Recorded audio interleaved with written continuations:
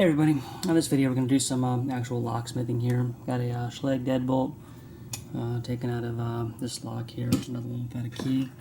And I'm going to open it how I normally would working to either measure the pins and cut a key or rekey it, which is what we're doing in this case. So we've got our shim here. And we're going to push it we're pushing onto the 5th pin. You can do this with a hook or a key blank. Key blank's easier. And I'm going to push the key blank in. Going to tap or push on the shim as you pull the key blank out, and what's going on is you're pushing it against the key pin because they're all above shear.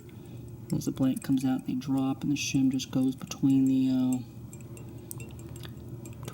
drivers and the key pins. And then once you get it by all 5,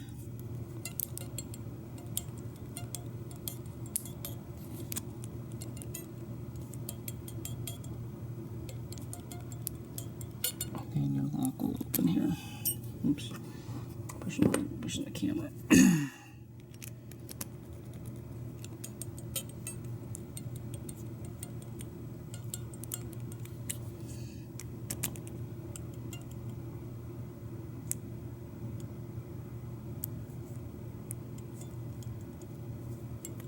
You know, sometimes these can be a pain in the ass, but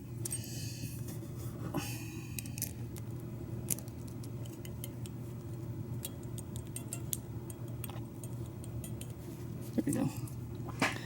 So, now we've got it shimmed open. We'll just take our blank out, grab a follower.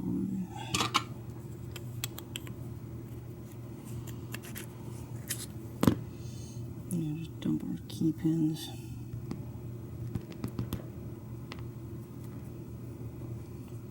It doesn't really matter what order they go in because I'm not putting them back in anyway. But that was 5 or something like that.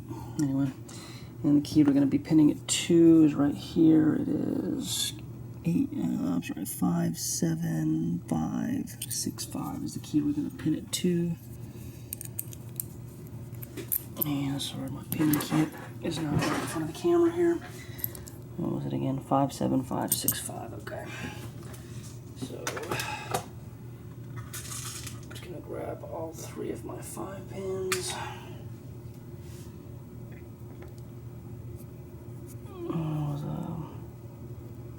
5,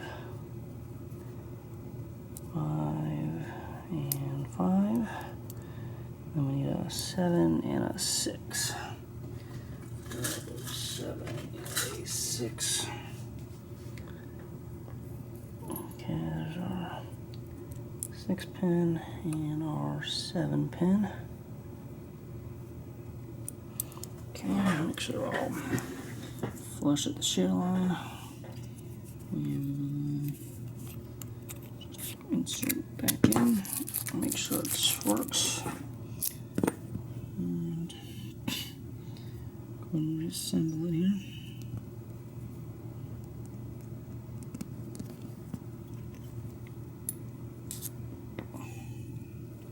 Okay, tail piece.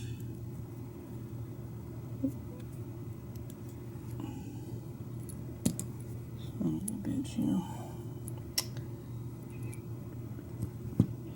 I've been doing this YouTube shit long enough that the camera wouldn't totally get in my way anymore, but it still does.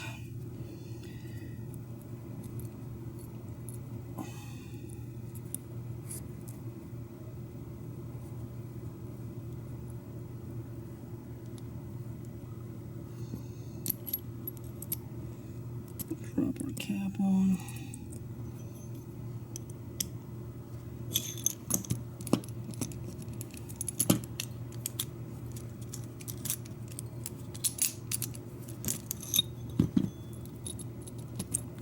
Get the cap seated correctly.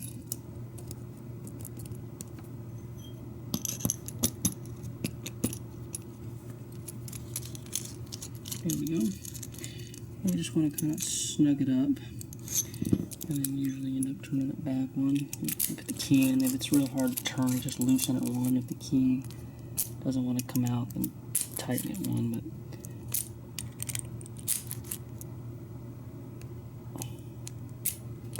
let's See, it seems like it's probably okay, but let me just tighten it one more.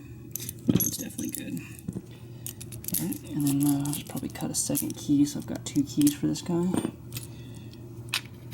And then it's ready to go.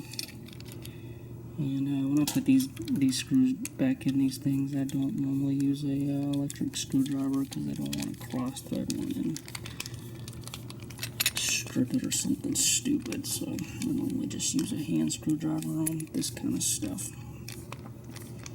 At least putting them back in anyway.